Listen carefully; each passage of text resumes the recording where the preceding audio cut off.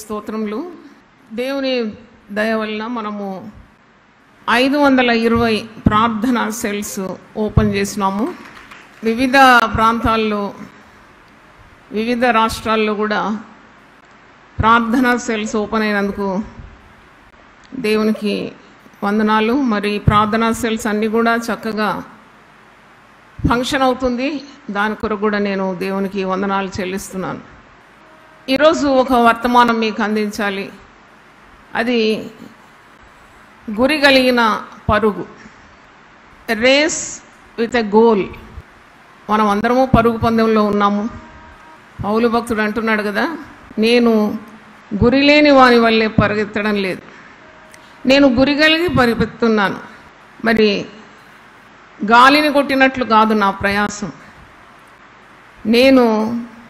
ఒకవేళ నేను ఇతరులకు ప్రకటించిన తర్వాత నేనే భ్రష్టుడనైపోదునేమో అని నా శరీరంను నలగగొట్టి దాన్ని లోపరుచుకొనిచున్నాను. ఇది 1 కొరింథీ 9వ అధ్యాయంలో ఈ మాట ఉంది. నేను గురి చూడని మాని వలె పరిగెత్తు వాడను కాను. అంటే I have a goal in my life. Every believer should have a goal in his race. గురి కలిగిన పరుగు. మనము అనుదినము ఎన్నెన్నో పనులు చేస్తూ ఉంటాం. మనం అసలు ఎక్కడికి వెళ్తున్నాము, ఏంటి మన ధ్యేయం, ఏంటి మరి గురి అని మర్చిపోతాం. పనుల భారం చేత కృంగిపోయి కొన్నిసార్లు వాక్యం కూడా చదవం, ప్రార్థన చేయం. ఏదో గుంపులో ఒకరిగా ముందుకు వెళుతూ ఉంటాం. కానీ అది కాదు. Every Christian should have a goal in his life. పౌలు అంతటి వాడు అంత గొప్ప అపోస్తులు అంటున్నాడు కదా, మరి నేను బహుమానం పొందే రీతిగా పరిగెత్తున్నాను. I have an aim in my life, I have ambition in my life, I have a race to win అని ఆయన ఎంత క్రమమైన జీవితం జీవిస్తూ విశ్వాసులందరికీ మాదిరికరంగా ఉన్నాడు. సాతానుడు మన గురిని చెడగొడతాడు. అందుకే సాతానుడు వాడు మన మేలు కోరడు, మన బాగోగులు ఎప్పుడు కోరడు. మనల్ని నశింపజేయాలని వాడు ఎన్నో యత్నాలు చేస్తూ ఉంటాడు. విశ్వాస జీవితాన్ని భ్రష్టు పట్టించడానికి వాడు పన్నాగాలు పన్నుతూ ఉంటాడు.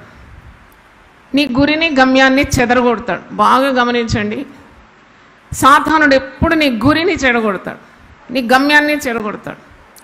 అప్పుడు నువ్వు గురి లేని వానిగా పరిగెత్తుతావు. నీ గురి ఉండదు, గమ్యం ఉండదు. అందరు పరిగెత్తున్నారు, నేను పరిగెత్తున్నాను, పడుతూ లేస్తూ. అలా కాదు. ఒక పందరంగంలో తరబీదైన ఒక అథ్లెట్ ఏ విధంగా పరిగెత్తాడు మీరు ఆలోచించండి ఒకసారి. ఈ జీవన వ్యాపారంలో చిక్కుకోడు, అధిక బరువు పెట్టుకోడు, చాలా అలకగా ఉంటాడు. Less luggage, more comfort. అన్నీ కూడా పెట్టుకోవాలని వానికి ఉండదు. వాడు ఉన్నది వదులుకుంటాడు. He wants to make his body as light as possible. మీరు చూస్తారు కదా, రన్నర్స్ ఏ విధంగా ఉరుకుతారని అన్నీ వదిలేస్తారు. చాలా వెరీ స్కాంటీ క్లోదింగ్. దాంతో వారి గురంతా గోల్ వైపు ఉంటుంది. వాళ్ళు పరిగెత్తి పరిగెత్తి పరిగెత్తి వారి ఫినిషింగ్ లైన్ అది చేరుకోవాలని ఉంటుంది. సాతానుడు ఎప్పుడు కూడా నీ గురిని గమ్యాన్ని చెదరకూడదు. ఎప్పుడైనా నీకు ఈ లోక ఆకర్షణలు, నేత్రాశ, జీవపు డంబము, శరీర ఇచ్ఛలు ఇవన్నీ నీకు సంభవిస్తున్నాయంటే సాతానుడు పనిచేస్తున్నాడు నీ మీద. వాడు నీ గురి నుండి నిన్ను ప్రక్కకు నెడుతున్నాడు.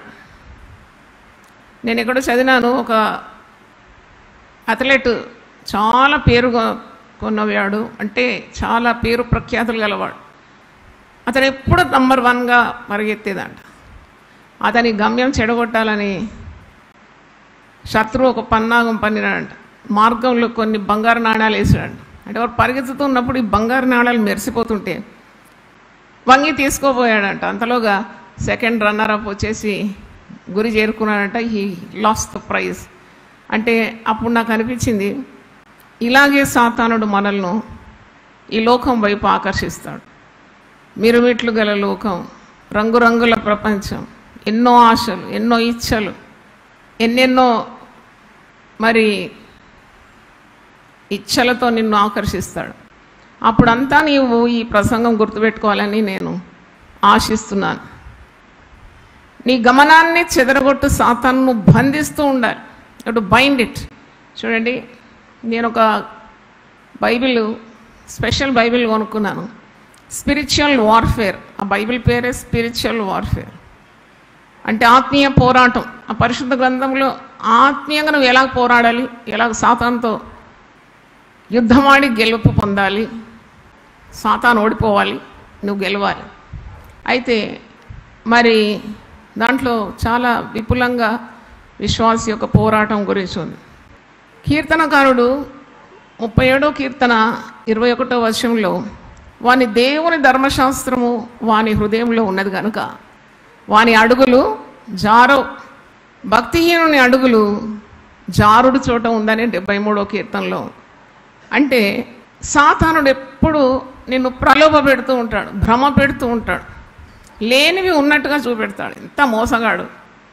సాతానుని పేరు మోసగాడని. He's a డిసెప్టర్. అంటే నిన్ను భ్రమపరుస్తాడనమాట.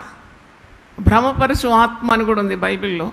లేనిది ఒకటి నువ్వు ఉన్నది అని అనుకుంటావు. అంటే you will be keep on imagining certain things which is actually not prevalent. అంటే లేనివి ఉన్నట్టు నీకు ప్రపంచాన్ని చూపెడతాడు. నువ్వు ఆ మైకంలో పడిపోతావు. అందుకే ఈ జీవన వ్యాపారంలో విశ్వాసి చిక్కుకోకుండా ఎప్పుడు మెలకువగలిగి ప్రార్థన చేయాలని పరిశుద్ధ గ్రంథం మనకు బోధిస్తుంది. యేసు ప్రభు కూడా అంటాడు, మీరు శోధనలో పడకుండానట్లు మెలకువగలిగి ప్రార్థన చేయండి. Always be alert, keep praying. ఆదిమ విశ్వాసులు, అపోస్తుల కార్యం 2:42 ఉంది, వారెప్పుడు కూడా ప్రార్థనలోను, వాక్యంలోను, రొట్టె విరుచుటలోను, సహవాసంలోను ఎడతెగక ఉండినారు. కంటిన్యూస్లీ. నాకైతే మన యునైటెడ్ పీపుల్ ఫెలోషిప్ చేసే పరిచర్య ఆదిమ విశ్వాసులకు పోలి ఉన్నదని నాకు అనిపిస్తుంది. మీకు సంతోషం ఉంటే చప్పట్లు కొట్టి దేవుని స్తుతించు. Not a single day is vacant, not a single hour is vacant. 24 గంటల గొలుసు ప్రార్థన యూపీఎఫ్లో జరుగుతుంది. ఇది సంవత్సరంన్నర అయింది. మరి 520 ప్రార్థనా సెల్స్ తెరిచినాము. అది కూడా ప్రార్థన ధూపంగా దేవుని సన్నిధిలో వెళ్ళిపోతుంది. నాకు చాలా సంతోషం ఈ సంఘాన్ని నడిపించడం. నాకు దైవ దర్శనం ఇచ్చి గత 32 సంవత్సరాల నుండి ఈ సంఘాన్ని నడిపించడానికి నాయకత్వం అనుగ్రహించి నడిపిస్తున్నందుకు I'm so proud to lead this church. I take pride in Jesus. అంటే ప్రభువును బట్టి నేను సంతోషిస్తున్నాను. ఇలాగూ ప్రార్థనలో ముందుకు సాగితే తప్ప మనము నిలవలేం. సాతాను దాడులను మనము గెలవలేం. మనల్ని తొట్టిల్లకుండా కాపాడడానికి ప్రభువు శక్తిమంతుడు. మనం భయపడే అవసరం లేదు. ఎక్కడ పడిపోతాను, ఎక్కడ శోధన వస్తుంది, పాపం నన్ను వెంబడిస్తుంది, నేను పడిపోతానా అనే భయం నీకు లేదు. దావీదు భక్తుడు 52వ కీర్తన 8వ వచనంలో, నేనైతే నా దేవుని ఆలయంలో పచ్చని ఒలీవ చెట్టు వలె ఉన్నాను అంటాడు. ఎంత సంతోషం కదా! పచ్చని ఒలీవ చెట్టు వలె ఉన్నాను, ఎందుకంటే నేను దేవునిలో నాటబడినా. మొదటి కీర్తనలో ఉంది, దివారాత్రము దేవుని వాక్యం ధ్యానించువాడు వాడు నీటి కాలువల ఓరను నాటబడిన వాడై ఆకు వాడక తన కాలమందు ఫలమిచ్చు చెట్టు వలె ఉంటాడు. దుష్టులు అలా ఉండకుండా గాలికి చెదరగొట్టబడు పొట్టు వలె ఉంటాడు. నా బైబిల్లో నేను రాసుకున్నాను, చెట్టు పొట్టు. అవును, నువ్వు దేవునిలో నాటబడి ఉంటే చెట్టులాగా ఉంటావు. దేవునిలో వేరుదాన్ని స్థిరంగా లేకుంటే పొట్టు వలె ఉంటావు. మరి పొట్టుగా ఉంటావా, చెట్టుగా ఉంటావా? చెట్టుగా ఉండాలి. మరి 92వ కీర్తనలో మనం చూసినప్పుడు, నీతిమంతులు ఖర్జూర వృక్షం వలె వారు మొవ్వు వేయుదురంట.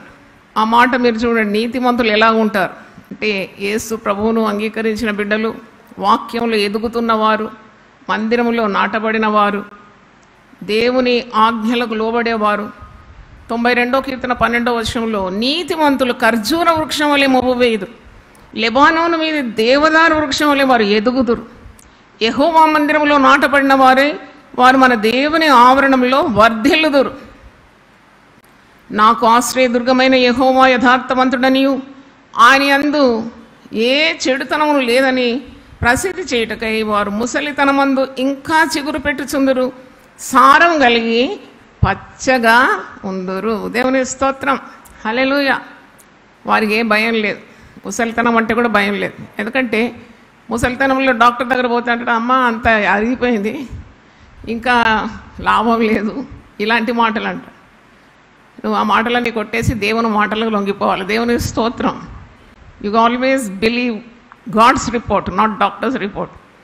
దేవుడు నీకు మంచి ఆరోగ్యం ఇస్తాడు, నీ శరీరానికి సత్తు ఇస్తాడు, నీ ఎముకలకు బలం ఇస్తాడు, నువ్వు పుష్టిగా ఉంటావు, నీకు ఏ కొదువు ఉండదు. ఎందుకంటే నువ్వు దేవునిలో ఉన్నావు.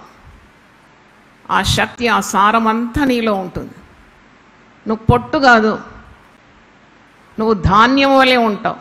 చూడండి, రైతు ఏం చేస్తాడు? కోతకాలం అయిన తర్వాత మరి ధాన్యం నుండి పొట్టు వేరు చేస్తాడు. వేరు చేసి ధాన్యాన్ని కొట్టులో భద్రంగా ఉంచుతాడు. పొట్టును ఎవరైనా భద్రం చేస్తారా? పొట్టును ఏం చేస్తారు? అది సమకూర్చి అగ్నికి ఆహుతి చేస్తారు. అంటే ధాన్యానికి ఒక భద్రత ఉంది. నాకు ఇది వాక్యంలో చూసినప్పుడు కూడా చాలా అద్భుతం అనిపించింది. ధాన్యం ఎప్పుడు భద్రతలో ఉంటుంది. ఇప్పుడు ఇంత వర్షం పడితే రైతులు ఎంత హడావుడి చేసి ధాన్యాన్ని భద్రంగా కాపాడాలని వాళ్ళు ఎంత ప్రయత్నాలు చేస్తారు. పొట్టు కొట్టుకొని వెళ్ళిపోతుంది, దాన్ని ఎవరు బాదర్ చేయరు. పొట్టును సమకూర్చి కాల్చివేస్తారు. అందుకే విశ్వాసి ఎప్పుడు గట్టి ధాన్యంలాగా ఉండాలి, పొట్టులాగా ఉండకూడదు. మరి ఇర్మియా గ్రంథంలో మీరు చూస్తే 23వ అధ్యాయము 28వ వచనంలో ధాన్యమునకు చెత్తతో ఏమి సంబంధం? What has chaff to do with the grain? ధాన్యమునకు చెత్తకు ఏమి పొత్తు, ఏమి సంబంధం అంటే అక్కడ కింద వాక్యంలో ఉంది, నా వాక్యము అగ్ని వంటిది కాదా అంటే నాకు అనిపించింది, ఓహో దేవుని వాక్యం అగ్ని కాబట్టి చెత్తను కాల్చివేస్తుంది. విశ్వాసి మరి నా అనుభవం ద్వారా నేను అన్నీ అనుభవించి నేను నేర్చుకుంటాను ప్రభు పాదాల దగ్గర. మనకు వ్యర్థమైనవి ఏంటి, కావలసినవి ఏంటి? వ్యర్థమైనవి ఎప్పుడు కూడా తొలగించుకుంటూ ఉండాలి విశ్వాసం. Always forsake what is not needed by the believer. చూడండి, నీకు కావలసినవేవి, నువ్వు తొలగించుకోవాల్సిందేది ఎప్పుడు నీ ముందు ఉండాలి.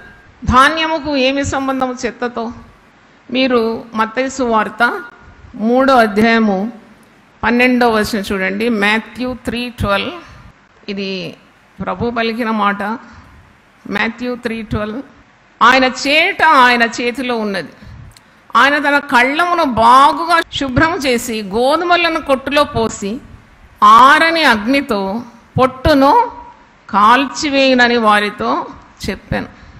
ఆయన చేట ఆయన చేతిలో ఉందండి. నాకు అనిపిస్తుంది ఇదే కాబోలు నరకం పరలోకానికి సూచనగా ఉంది.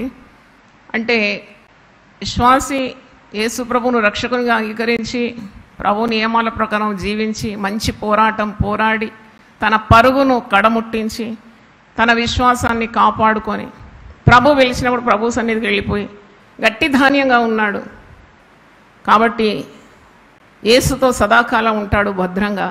కానీ ఈ లోకరీతిగా ఉండేవాని, ఈ లోకాశలతో కొట్టుకొని పోయేవాని వాడు వేరుపరచబడతాడు తప్పకుండా. మరి వాడు నరకపాలైపోతాడు. ఆయన చేతిలో ఏముందంట? చేట ఉందంట. నేను 1000 నామాల్లో ఒక నామం చెప్పినాను, చేతిలో చేట కలవాడు. చేతిలో చేట గలవాడు. ఆయన పొట్టును ధాన్యాన్ని వేరు చేస్తాడు. ఇంకా ఉంది, గొర్రెలను మేకలను వేరు చేస్తాడు, గోధుమలు గురుగులు వేరు చేస్తాడు. అంటే there is a final day. మనం ఇలాగూ ఈజీగా ఏదో కొన్ని బైబిల్ భాషలు చదువుకొని ముందుకు వెళ్ళిపోతున్నాం, కానీ దెర్ ఇస్ ఎ జడ్జ్మెంట్. ఒక తీర్పు అనేది తప్పకుండా ఉంది. మన క్రియలు మంచివైనా చెడువైనా తప్పకుండా క్రీస్తు న్యాయపీఠం ఎదుట నిలబడాలి. చెల్లిపోతుందని భ్రమలో ఉండకూడదు. Don't be under the wrong impression that everything will go well with you. Never. దాన్నే అంటారు దేవుని భయం. దేవుని భయం అని దేన్నంటారు? దేవునికి భయపడి నువ్వు పాపం చేయవు అంతే. యోసేపుకు పాపం చేయడానికి అన్ని మరి అనుకూలతలు ఉండేది. మరి ఆదికాండం 39 చదవండి. యోసేపుకు పాపం చేయడానికి అనుకూలత వచ్చింది. అక్కడ ఎవ్వరు లేరు, యజమానుని భార్య మాత్రమే ఉంది. ఆ భార్య ఎన్నో దినాల నుండి ఈ అందమైన యవనస్తుని మీద కన్ను వేసింది. భర్త లేనప్పుడు లొంగ తీసుకోవాలని ఆమె పన్నాగాలు పన్నింది. అసలు ఏ పురుషుడు ఊరుకుంటాడు అలాగూ? కానీ యోసేపులో దేవుని ఆత్మ ఉన్నది. చప్పట్లు కొట్టి దేవుని స్తుతించండి. The spirit of God is in Joseph. He cannot sin. పాపము చేయలేడు. ఒక మాట అంటాడు ఆదికాండం 39లో, ఈ స్త్రీ ఈ విధంగా అతన్ని బలవంతం చేస్తున్నప్పుడు ఒక మాట అంటాడు, చాలా మంచి మాట. 9వ వచనం 39:9. కాబట్టి నేనెట్లు ఇంత ఘోరమైన దుష్కార్యం చేసి దేవునికి విరోధంగా పాపము కట్టుకొందునని తన యజమాని భార్యతో అనేను. అంటే ఎవరికి విరోధంగా పాపం చేసినట్టు? దేవునికి విరోధం. Every sin you commit is a sin against God. దేవుని విరోధంగా పాపం చేసి నేనెట్లు తప్పించుకోవాలి? యజమానుడు నన్ను ఇంతగా నమ్మినాడు కదా, నేనేమైనా ఈ దుష్కార్యం చేసి అటు యజమాన్ని మోసం చేసి ఇటు దేవుని విరోధంగా పాపం చేసి నేను ఎలాగూ తప్పించుకుంటాను? చూడండి, అది దైవ భయం. That is called the fear of God. అందరు చూసినప్పుడు ఒక తీరు, చూడనప్పుడు ఇంకో తీరు. పిల్లి పాలు తాగేటప్పుడు ఏమనుకుంటుందంట? కన్ను మూసుకొని తాగుతుందట. అది ఎవ్వరు నన్ను చూస్తలేరు అనుకుంటుందండి. కానీ లోకం కన్నులు దాని మీద ఉంటుంది. అంటే every sin has its consequences. ప్రతి పాపానికి దాని పర్యవసానం ఉంది, చేదు పర్యవసానం. పాపము తీపిగా ఉంటుంది, ముసిని పండంత చేదంట దాని ఫలం. ఇప్పుడు యూట్యూబ్లో వైరల్ ఉంది ఒక జంట. 12 సంవత్సరాల నుండి వారు లివ్ ఇన్ రిలేషన్షిప్లో ఉండేనాడు, పెళ్లి చేసుకోకుండా. ఒక సినిమా యాక్టర్, మళ్ళీ ఒక స్త్రీ. ఇప్పుడు ఎంత చేదు అనుభవిస్తున్నారంటే, అప్పుడు ఎంత ప్రేమగా వారు తల్లిదండ్రులను ధిక్కరించి లివ్ ఇన్ రిలేషన్షిప్లో ఉండి, మరి చూడండి ఇప్పుడు ఎంత వైరల్ అయిపోయి, ఎంత సిగ్గు, అవమానం, భయంకరమైన కార్యాలు వారు ఎదుర్కొంటున్నారు. కాబట్టి అందుకే పరిశుద్ధ గ్రంథంలో ఉన్నది, మగనాలు మిక్కిలి విలువైన ప్రాణాన్ని వేటాడుతున్నాడు. పాపము మొదట చాలా తీపిగా ఉండి తర్వాత ముసిని పండంత చేదుగా మారిపోతుందని. యోసేపు దేవునికి అవిధేయత చూపలేదు. క్షణభంగురమైన సంతోషం కొరకు దేవునితో ఉన్న బంధాన్ని తెంచుకోలేదు. యోసేపుకు ఇంత అధికారం ఏ విధంగా ఇచ్చినాడు దేవుడు అంటే, definitely he deserves is very righteous conduct. పాపము చేయడానికి అతనికి అన్ని అనుకూలతలున్నా చేయక తప్పించుకున్నాడు. అందుకే ఆదికాండం 41 నుండి చదువుతున్నాను. మరియు ఫరో, చూడుము ఐగుప్తు దేశమంతటి మీద నిన్ను నియమించి ఉన్నాను అని యోసేపుతో చెప్పాను. మరియు ఫరో తన చేతినున్న తన ఉంగరం తీసి యోసేపు చేతిని పెట్టి సన్నపు నారబట్టలు అతనికి తొడిగించి అతని మెడకు బంగారు గొలుసు వేసి తన 2వ రథం మీద అతన్ని ఎక్కించాను. అప్పుడు వందనము చేయుడని అతని ముందర జనులు కేకలు వేశారు. అట్లు ఐగుప్తు దేశం అంతటి మీద అతన్ని నియమించాను. మరియు ఫరో యోసేపుతో, ఫరోను నేనే, అయినను నీ సెలవు లేక ఐగుప్తు దేశం అంతటా ఏ మనుషుడు తన చేతినైనను కాలినైనా ఎత్తకూడదని చెప్పాను. ఎంత గొప్ప మాట! How God raised him to such a big position. ఎంత ఉన్నతమైన స్థాయికి యోసేపు హెచ్చింపబడ్డాడు.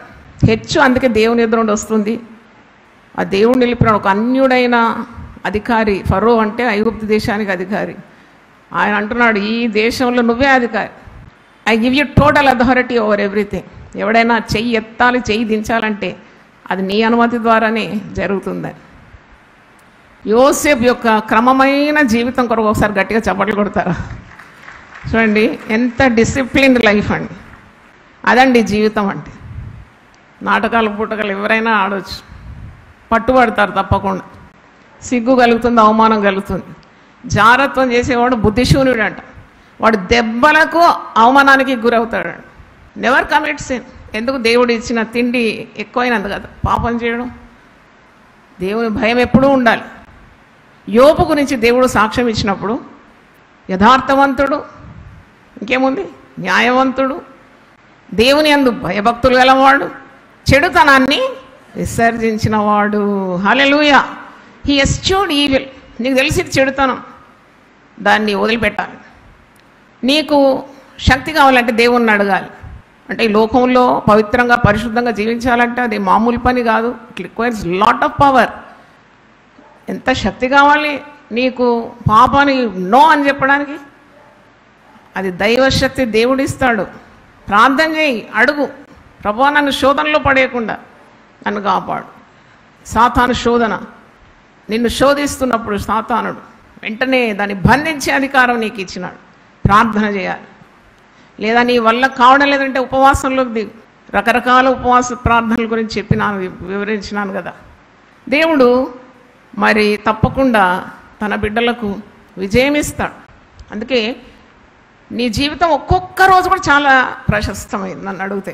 అది ఇలాగూ యోబు గ్రంథం 7వ అధ్యాయంలో నా జీవితము నేతగాని నాడే కంటే అతి వేగంగా వెళ్ళిపోతుంది. కన్ను మూసి తెరిసేలోగా నీవు మరి జీవితం అంతంలోకి వస్తావు. ఎప్పుడు నీ జీవితం ముగిస్తుందో నీకు తెలియదు. నీవు ఇలాగే జీవితాన్ని క్రమశిక్షణ లేకుండా పైకి చాలా బాగున్నావు, లోపటంతా డొల్ల అంటే మరి ఎటు పయనమవుతున్నావు? Where is your goal? Where are you up to? What is going to happen to you? Can you escape God's punishment? దేవుని తీర్పు చాలా భయంకరం అండి. అది మనం అనుకుంటాం చనిపోయిన తర్వాత దేవుడు తీర్పు తీరుస్తాడు. ఈ లోకంలోనే తీర్పు ఉన్నది. నీవు చేసిన దానికి ప్రతిఫలము భూమి మీద కూడా నువ్వు అనుభవిస్తావు. నువ్వు తప్పించుకోలేవు. 39వ కీర్తన 11వ వచనం చూడండి. 39వ కీర్తన 11. దోషములను బట్టి నీవు మనుషులను గద్దెంపులతో శిక్షించినప్పుడు చిమ్మట కొట్టిన వస్త్రం వలె నీవు వారి అందమంతా చెడగొట్టేదవు. నరులందరూ వట్టి ఊపిరి వంటివా. నీకు అందం ఉందని నువ్వు గర్విస్తున్నావా? చాలామంది ఫ్యామిలీస్ను నేను కౌన్సిల్ చేయడం అయింది. అక్కడ పురుషుడు నీతిమంతుడుగా ఉన్నప్పుడు భార్య పెడత్రోవల పోవడానికి తెగించడం, భార్య పవిత్రాలుగా ఉన్నప్పుడు భర్త పెడత్రోవల పోవడం, ఇదేమాత్రం సరి అయింది కాదు. దేవుడు నీకు ఒక కుటుంబం ఇచ్చినప్పుడు ఆ కుటుంబం పట్ల నీకు బాధ్యత ఉంది.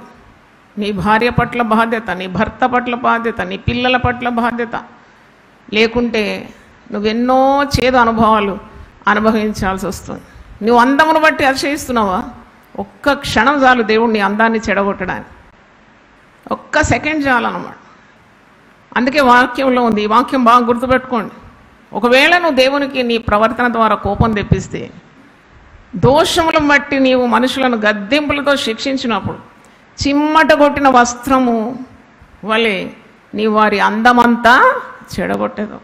చిమ్మట కొట్టిన వస్త్రాన్ని చూడ్డానికి కూడా పనికిరాదు. అందుకే always fear God, eschew evil. There is a right path, there is a wrong path. నీ ముందు రెండే దారులు ఉంటాయి. దేవుడు ఎవరిని కూడా కన్ఫ్యూజ్ చేయడు. దేవుడు న్యాయవంతుడు, నీతిమంతుడు. నీకు రెండు దారులు ఉన్నాయి నీ ముందు. Always keep to the right. అంతే, సరైన మార్గంలో నడుస్తూ దేవునితో ఒక సత్సంబంధం కలిగి ఉండు. దేవుడు చెప్పిన మాట విను.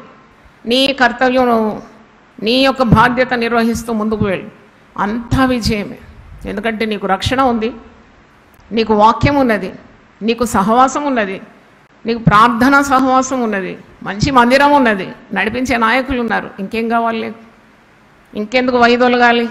ఇంకా ఎందుకు దేవునికి దూరంగా వెళ్ళాలి? గట్టి ధాన్యంగా ఉండాలి.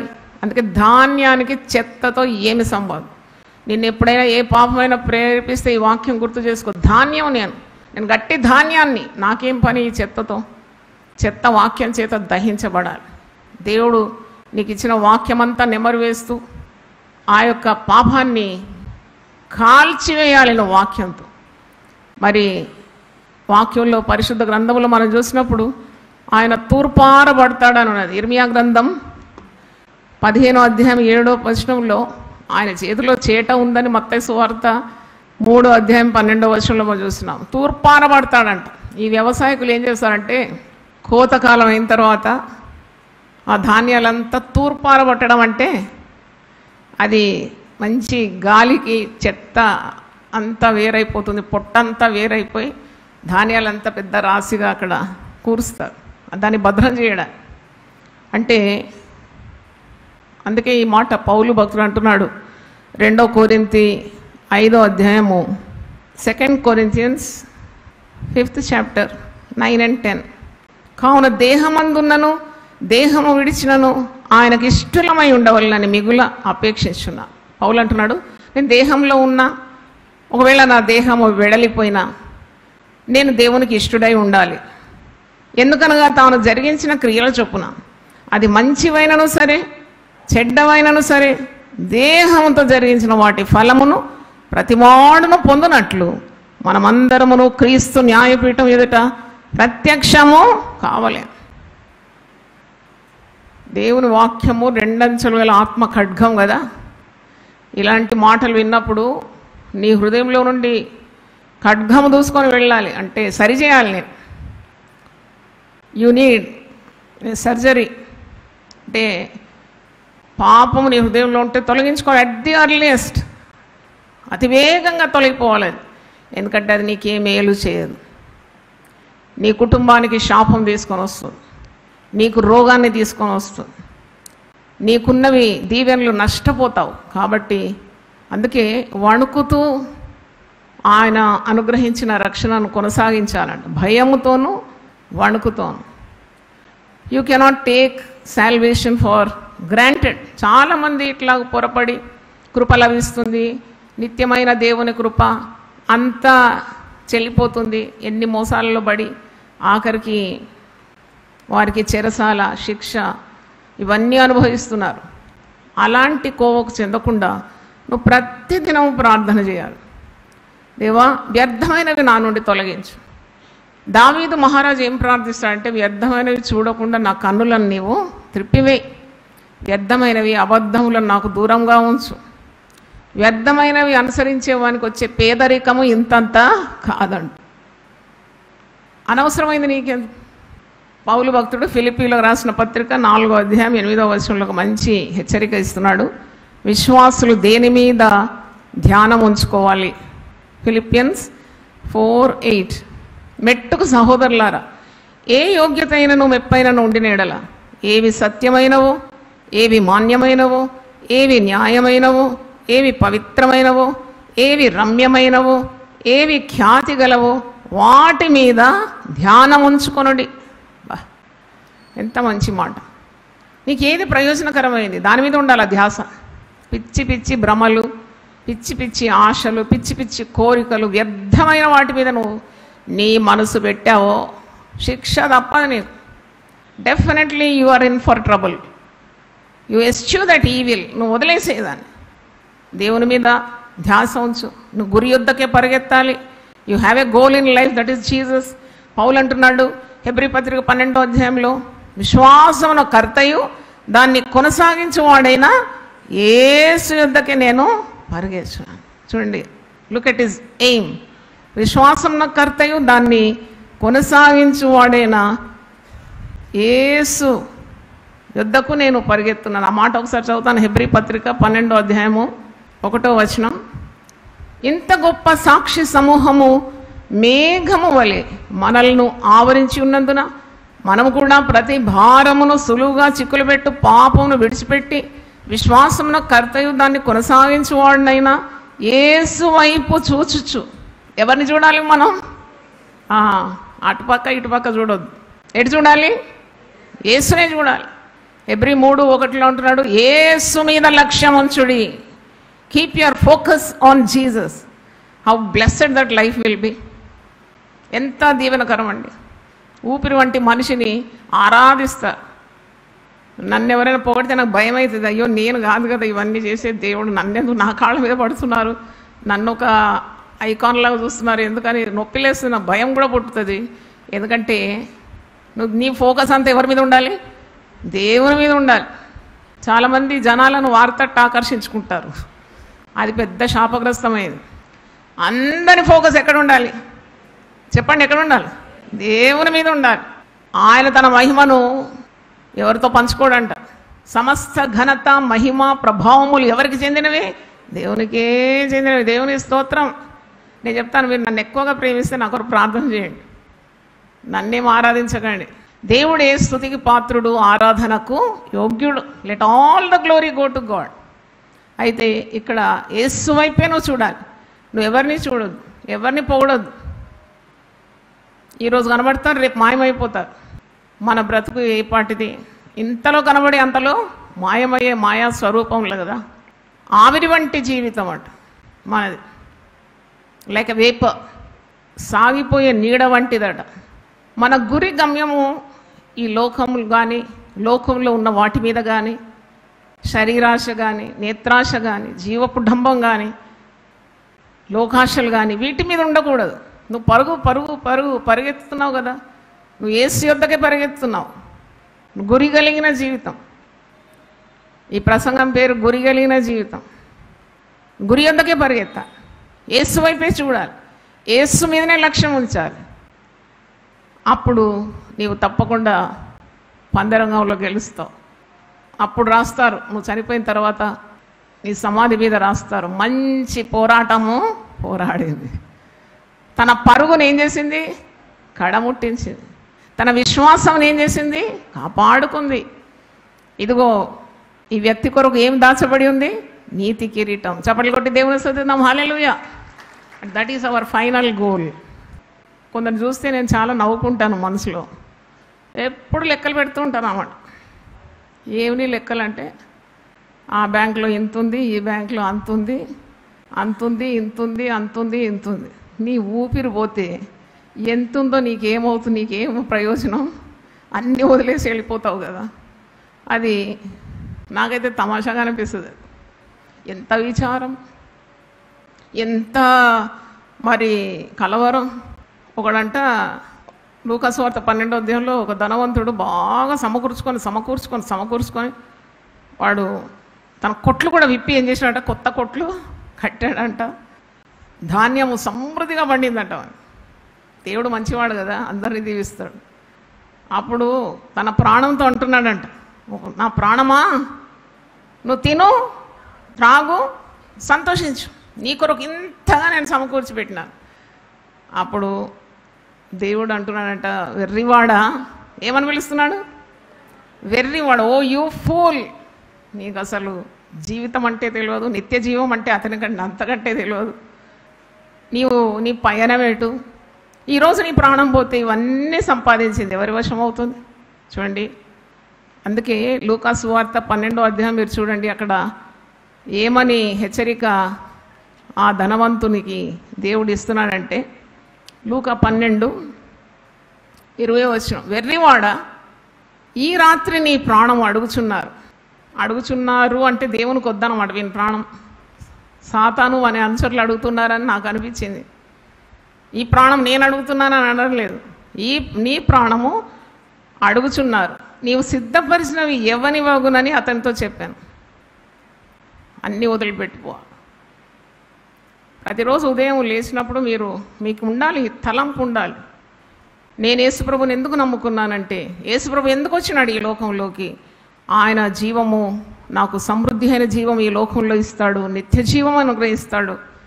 యోహాను 3:16 ప్రకారం దేవుడు ఎంతో ప్రేమించినాడు లోకాన్ని, తన యందు విశ్వాసం ఉంచేవాడు నశింపక ఏం పొందుకోవాలని? నిత్య జీవం పొందుకోవాలని ఆయన ఈ లోకానికి వచ్చినాడు. దేవునికి స్తోత్రం. హల్లెలూయా. You should have eternal life. అవు నిత్య జీవానికి వారసుడు కావాలి. ఈ లోకము దాని ఆశలు గతించిపోతుందట.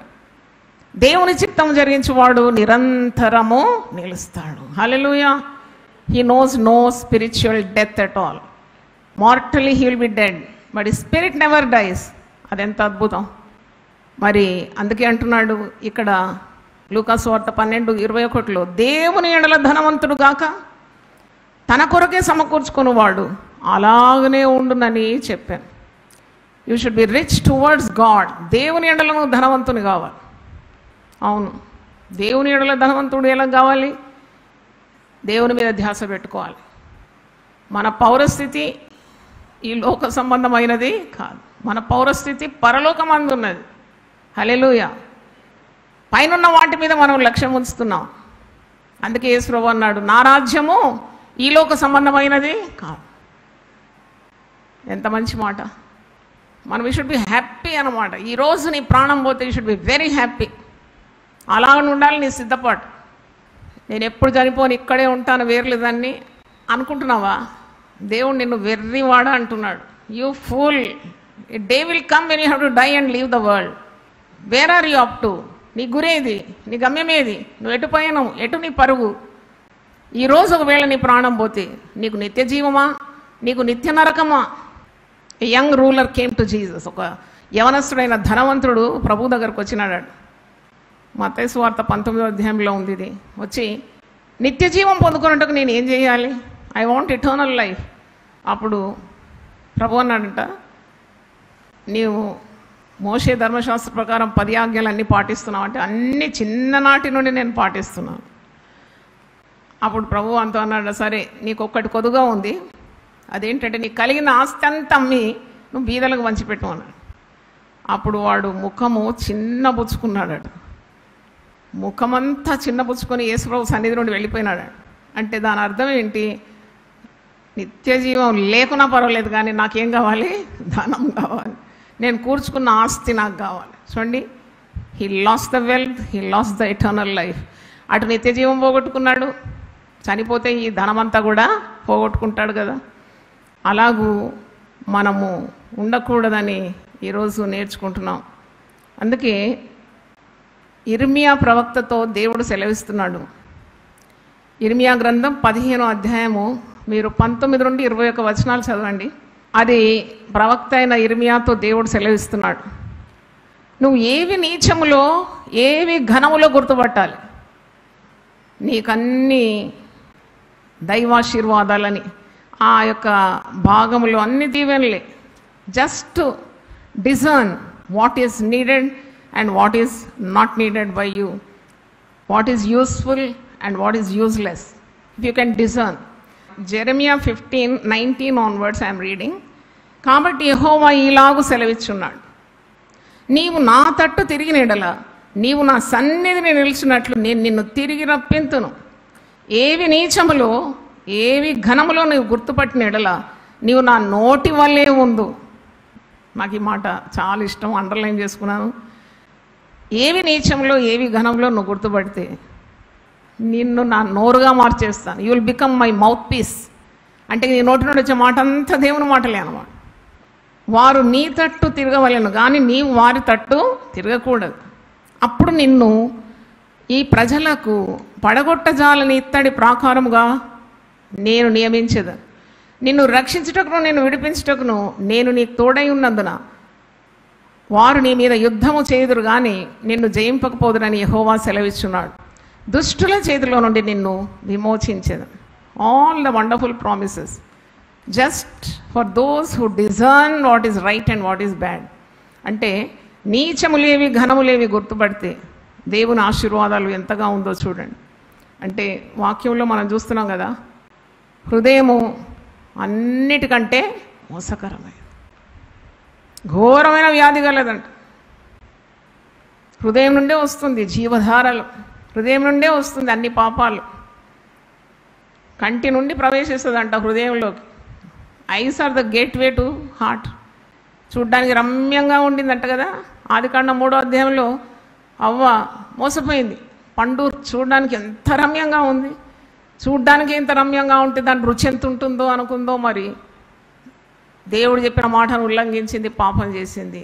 చూడండి, నీ కంటికి ఇంపైన వాటిని నీవు ఆశించకూడదు. కన్నుల ద్వారా ప్రవేశిస్తుంది హృదయంలో పాపం. అందుకే హృదయం అన్నిటికంటే మోసకరమే, మోసంలో నెట్టేస్తుంది. నేను ఎంతమంది ఈ శోధనలో పడి తమ జీవితాలు పాడు చేసుకొని, కుటుంబాలు నాశనం చేసుకొని, పిల్లల అనాథులుగా మారిపోయి, జైలు పాలైపోయి, హత్యలు, ఆత్మహత్యలు, ఎన్ని కలవరాలు, కయ్యాలు, కలహాలు, దెబ్బలు, అవమానం. ఎంత నియంత్రణలో ఉండాలి నీ జీవితం, ఎంత భయభక్తుల్లో ఉండాలి నీవు. ఎంతగానో వాక్యాన్ని పఠించాలి. నీ వాక్యం నా పాదమునకు దీపం, అది నా త్రోవకు వెలుగు. ఎంత భయభక్తుల్లో ఉంటే ఈ జీవితాన్ని నువ్వు అద్భుతంగా ముగించగలుగుతావు. దేవునికి ఇష్టమైన జీవితం జీవించడానికి భయభక్తులు ఎంత అవసరమై ఉన్నది కదా. అందుకే పరిశుద్ధ గ్రంథంలో సామెతల గ్రంథం 4:23లో హృదయమును భద్రంగా కాపాడుకోవాలి. ఆ మాట తీయండి. సామెతల గ్రంథం 4వ అధ్యాయము 23వ వచనం. నీ హృదయము అన్నిటికంటే ముఖ్యమైనది. అన్నిటికంటే నీవు హృదయం గురించి చాలా జాగ్రత్తలు తీసుకోవాలి. ప్రావర్బ్స్ 4:23 నీ హృదయంలో నుండి జీవధారలు బయలుదేరును. కాబట్టి అన్నిటికంటే ముఖ్యంగా నీ హృదయమును భద్రంగా కాపాడుకోను. భద్రంగా కాపాడుకో. హృదయం ఎలా కాపాడుకుంటాం? మనకైతే శరీరాన్ని ఏ విధంగా కాపాడుకో బాగా తెలుసు. ముఖాన్ని కాపాడుకోవడం ఫేషియల్, చేతులు కాపాడుకొని హ్యాండ్ మెనిక్యూర్, పెడిక్యూరు, మరి మ్యాసేజ్, ఇవి అవి అన్నీ చేస్తాం. కానీ గుండెని ఎలా కాపాడుకుంటావు? గుండెని నువ్వు కాపాడుకోగలుగుతావు. నువ్వు ప్రార్థన చేయాలి, ప్రభా నా హృదయాన్ని నువ్వు కాపాడు, నీ రక్తం చేత పరిశుద్ధపరచు, నా వల్ల కాని కార్యాలు నేను నీకు అప్పగిస్తున్నాను. అవును, ఈ లోకంలో ఉన్నావు నువ్వు, నీకు ఎన్నో శోధనలు వస్తాయి, ఎన్నో ఆకర్షణలు ఉన్నాయి ఈ లోకంలో. గురి వద్దకే నువ్వు పరిగెత్తాలి, గురి చూచి పరిగెత్తాలి. యేసు నువ్వు మీద లక్ష్యం ఉంచాలంటే definitely you need the power of the Holy Spirit. పరిశుద్ధాత్మ సహాయం నీకు చాలా అవసరం. నువ్వు చేయలేవు ఈ పనులన్నీ, కానీ ఎప్పుడైతే నువ్వు దేవుని సహాయం అడుగుతావో దేవుడు నీకు సహాయం చేస్తాడు. కీప్ మీ ప్యూర్ లార్డ్, నన్ను పవిత్రంగా ఉంచు, నన్ను పరిశుద్ధంగా ఉంచు. నా మాటలు, నా హృదయ ధ్యానము, నా ప్రవర్తన, నా నడక, నా పడక అంతా నువ్వు పవిత్రపరిచి పరిశుద్ధపరచమంటే మనల్ని పరిశుద్ధపరిచే దేవుడు తప్పకుండా, ఎందుకంటే తన స్వరక్తం ఇచ్చి మనల్ని సంపాదించుకున్నాడు. నీవు దాన్ని అడగాలి, అడిగి పొందుకోవాలి. శిలువ ధ్యానాల్లో నేను చెప్పాను, నాకు గుర్తుంది. ఒకడు మురికి మురికి బట్టలంట, ఎప్పుడు చూసినా మురికిగా ఉంటాడు. అరే నువ్వు ఎక్కడ పని చేస్తావు అంటే ఫలానా సబ్బు కంపెనీలో పని చేస్తాను. అరే మరి ఇంత మురికిగా ఉన్నావు ఏంటంటే, నేను ఎప్పుడు ఆ సబ్బు పెట్టుకోలేదు, ఆ సబ్బు నేను వాడలేదు అన్నాడు. వాడు పనిచేసేది పెద్ద సబ్బు కంపెనీలే, కానీ సబ్బు వాడు అప్లై చేయలే. అలాగే గుడికి రావడం, వాక్యం వినడం అన్నీ తెలుసుకోవడం కాదు, you to apply it in your day to day life. అంటే నువ్వు ఒక పాట ఉంది కదా, నీ రక్త ప్రభావమునా నారోత హృదయాంబును, నీ రక్త ప్రభావమునా నారోత హృదయాంబును, పవిత్ర పరచుము తండ్రి, ప్రతి పాపమును కడిగి పవిత్ర పరచుము తండ్రి, ప్రతి పాపమును కడిగి ప్రియ యేసు నిర్మించితివి. ప్రియమార నా హృదయం ముదమార వసించునా, హృదయాంతరంగమునా ప్రతి చోటని సాక్షిగా ప్రభువాని నుండు నాట్లు, ప్రతి చోటని సాక్షిగా ప్రభువాని నుండు నాట్లు, ఆత్మాభిషేకము నిమ్ము, ఆత్మీయ రూపుండ ఆత్మాభిషేకము నిమ్ము, ఆత్మీయ రూపుండ యేసుని మించితివి. ప్రియమారనా హృదయం ముదమారవసించునా హృదయాంతరంగమునా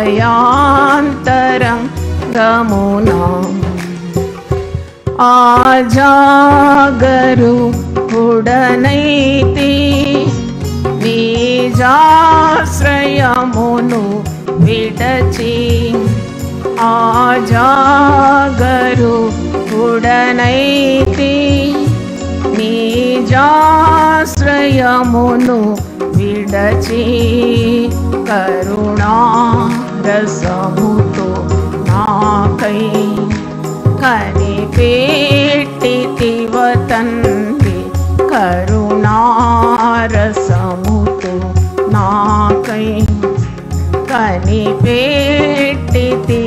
తండ్రి ప్రియ యేసు నిర్మిచితివి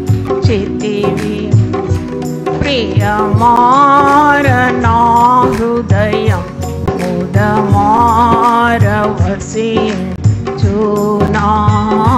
హృదయాంతరంగమునా వికసించి విశ్వాసంబు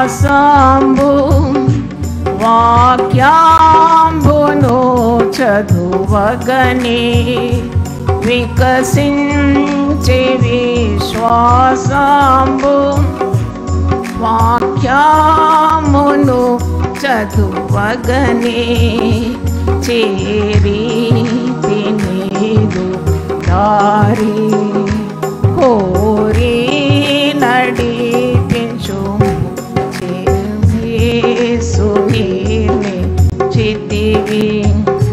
ప్రియమారనా హృదయం ముదమారవసించునా హృదయాంతరంగమునా. హల్లెలూయా. అందరూ ఒకసారి లేచి ప్రార్థన చేసి ముగిస్తాను. గురి కలిగిన పరుగు అనే అంశం మీద ధ్యానించినాము. ఏవేవి మన నుండి పోవలేనో, ఏవేవి మనకు కావాలనో మరి ప్రభు సన్నిధిలో మనము ప్రార్థించి పోగొట్టుకోవాల్సిన ప్రతి పాపాన్ని త్యజించి పరిశుద్ధాత్మ సహాయంతో దేవుని నియమాలను అనుసరించి బ్రతికినప్పుడు ఎంత దీవెన, ఎంత ఆశీర్వాదం. అవును, నువ్వు ధిక్కరించి దేవునికి అవిధేయత చూపినప్పుడు ఎంత కీడు, ఎంత శాపం, ఎంత శిక్ష, ఎంత నరకం అనుభవించాల్సి వస్తుంది. నీతిమంతులకు భూమి మీద ప్రతిఫలము కలుగునట్లు భక్తిహీనులకు కూడా భూమి మీద కూడా తీర్పు ఉన్నదనే సంగతి మర్చిపోరు. క్రీస్తు న్యాయపీఠం ఎదుట నిలబడినప్పుడు నీవు చేసిన ప్రతి పనికి జవాబుదారి, లెక్క అప్పగింపవలసిన వానిగా దానిగా నీవు మరి నిన్ను నీవు పరీక్షించుకోవాలి. దేవుని నియమాలను నువ్వు ఉల్లంఘిస్తున్నావా? దేవుని ఆజ్ఞలను మీరుతున్నావా? దేవునికి ఇచ్చిన క్రమమైన జీవితం నుండి వైదొలుగుతున్నావా? సాతానుని వలయంలోకి జారుకుంటున్నావా? నిన్ను తొట్టిల్లకుండా కాపాడటకు దేవుడు శక్తిమంతుడు. దేవుని సహాయం కోరు. శోధన నుండి దేవుడు నిన్ను విడిపిస్తాడు. నీ వల్ల కాని కార్యాలు ఆయనకు సాధ్యమే. పాపము నిన్ను భ్రమ పెడుతుందా? ఈ లోకం నిన్ను ప్రలోభ పెడుతుందా? సాతాను నిన్ను వంచిస్తున్నాడా? నువ్వు జాగ్రత్త కలిగి ఉండాలి. శోధనలో ప్రవేశించకున్నట్లు మెలకు కలిగి ప్రార్థన చేయమన్నాడు. నువ్వు పోరాడాలి. ఇదొక పోరాటం. సాతానుతో ఒక పోరాటం, శరీరంతో పోరాటం, పాపంతో పోరాటం, లోకంతో పోరాటం. అంతవరకు నమ్మకంగా ఉండాలని వాక్యం సెలవిస్తుంది. మంచి పోరాటం పోరాడాలి. నీ పరువును నువ్వు కడముట్టించాలి. నీ విశ్వాసాన్ని కాపాడుకోవాలి. నీ కొరకు నీతి కిరీటం దాచబడి ఉన్నది. అవును, శ్వాసమున కర్తయ్య దాన్ని కొనసాగించబడిన యేసు వైపు చూచును పరిగెత్తాలి. ఈ జీవన వ్యాపారంలో చిక్కుకోకుండా నిన్ను నీవు భద్రంగా పరిశుద్ధాత్మ సహాయం వల్ల భద్రపరచుకోవాలి. నీ కుటుంబం కొరకు నువ్వు ప్రార్థించాలి. దేవుడు నీకు అనుగ్రహించిన వారిలో ఎవడు నశించకూడదు, ఎవడు ఈ లోకంలో కొట్టుకొని పోకూడదు. కన్నీళ్లతో వారి కొరకు విజ్ఞాపన చేయాలి, ప్రార్థించాలి. అవును ప్రభా, ఎంత గొప్ప బాధ్యత మా మీద పెట్టినావు. మాకు ఇచ్చిన కుటుంబాల్లో ప్రతి ఒక్కరు, భార్యనే కానీ భర్తనే కానీ పిల్లలు కానీ నరకపాలు కావడం నీ చిత్తం కానే కాదు. వారు మారుమనసు పొందేంత వరకు ఈ లోకంలో ఉన్న సుఖములేది ఆశించకుండా నైనా గురి కలిగి ప్రార్థించడానికి సహాయం దయచేయండి. మేము బహుమానం పొందినట్లు పరిగెత్తాలని అవుతండి. మేము జవాబు పొందినట్లు ప్రార్థన చేయాలి, ఉపవసించి ప్రార్థన చేయాలి. తప్పకుండా ప్రభువా, ప్రార్థన మరియు ఉపవాసం వల్లనే కానీ ఇది దేని వల్లను తొలగిపోవటం అసాధ్యం అన్నావు.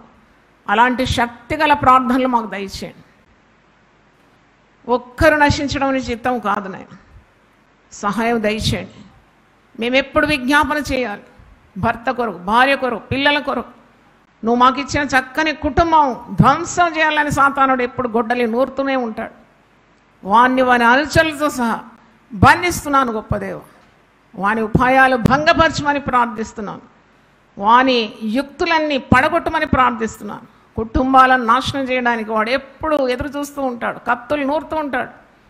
యేసు నామములో వాని బంధిస్తున్నాను. ప్రతి కుటుంబంలో నీ శక్తి అనుభవం కావాలని ప్రార్థిస్తున్నాను ప్రభు. అయినా నీకు స్తోత్రం. నీ నుండి వైదొలగే ప్రతి కీడు, ప్రతి దుర్స్వభావం ఇవన్నీ తొలగించండి. పరిశుద్ధాత్మ అనే కంచెతో ప్రతి కుటుంబాన్ని, ప్రతి వ్యక్తిని, ప్రతి విశ్వాసిని కాపాడాలని ప్రార్థిస్తున్నాను. నువ్వు మా కొరకు రక్తం కార్చినావు ప్రభు, ప్రాణం ఇచ్చినావు తండ్రి. రోత హృదయాలను కడిగే శక్తి నీకే ఉంది ప్రభు. మచ్చ, ముడత, కళంకం, డాగు లేకుండా పవిత్రపరిచే శక్తి నీ రక్తంలో ఉంది నాయన. సహాయం దయచేయండి. యేసు రక్తం ప్రతి దుర్నీతి నుండి విడిపిస్తుంది అన్నావు తండ్రి. నీకు స్తోత్రం.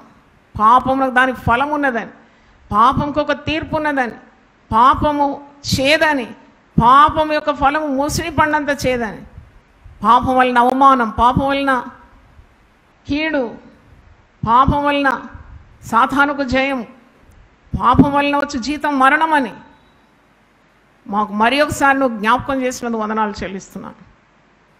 మమ్మల్ని పరిశుద్ధుల గుంపులో చేర్చినావు తండ్రి. మేము పరిశుద్ధంగా ఉండడమే నీ చిత్తమై ఉన్నది తండ్రి. పరిశుద్ధత లేకుండా నిన్నెవ్వడు చూడలేడు ప్రభు. ప్రభు, మేము మా స్వయంగా పరిశుద్ధులుగా ఉండడం అసాధ్యం. నీ రక్త ప్రభావం ద్వారా మా రోత హృదయాలు కడిగి పరిశుద్ధపరిచి పవిత్రపరిచి నిన్ను చూసే కన్నులు మాకు దయచేయమని తండ్రి.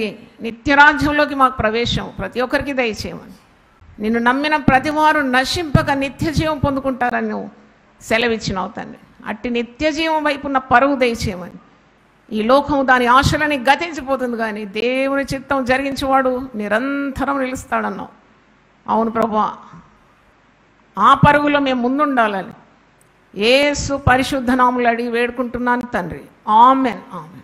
తండ్రి అయిన దేవుని ప్రేమ, యేసు క్రీస్తు కృప, పరిశుద్ధాత్మ సహవాసం మనందరితో సదాకాలం తోడుగా ఉండునుగాక.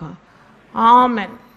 దీనులకు సువర్తమానము ప్రకటించుటకును, నలిగిన హృదయము గల వారిని దృఢపరచుటకును, దుఃఖక్రాంతులందరినీ ఓదార్చుటకును జరుగుచున్న ఇంటర్ డినామినేషనల్ పరిచర్య. యెషయా 61:1-3. యునైటెడ్ పీపుల్స్ ఫెలోషిప్ UPF ఆదివారము ఆరాధనలు. ప్రభాత ఆరాధన ఉదయం 6 గంటల నుండి ఉదయం 9 గంటల వరకు. సాయంకాల ఆరాధన సాయంత్రం 6 గంటల నుండి రాత్రి 9 గంటల వరకు. స్థలం Osmania garden function hall, జామై Osmania railway station ఎదురుగా, అడిక్మెట్, హైదరాబాద్. అందరూ ఆహ్వానితులే. ఆహ్వానించువారు ప్రభువు దాసురాలు జాయ్ చెరియన్ గారు, వ్యవస్థాపక అధ్యక్షురాలు మరియు సీనియర్ పాస్టర్ UPF హైదరాబాద్. వివరములకు 9550504718, 9030757571 నంబర్లను సంప్రదించగలరు.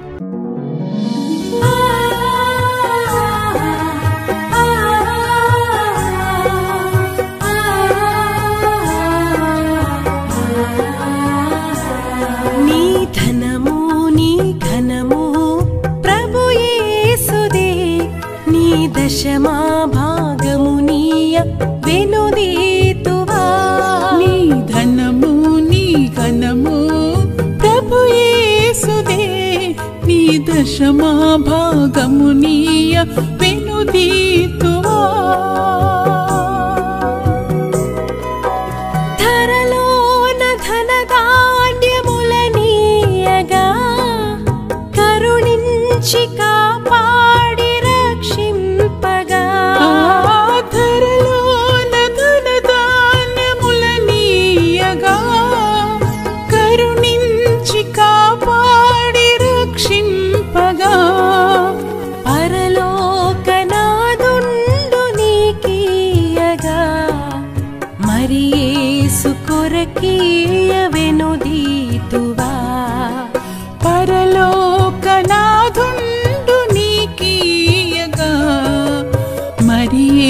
యేసు కొరకీయ వినుదీతువా నీ ధనము నీ ఘనము ప్రభు యేసుదే నీ దశమా భాగము నీయ వెనుదీతువా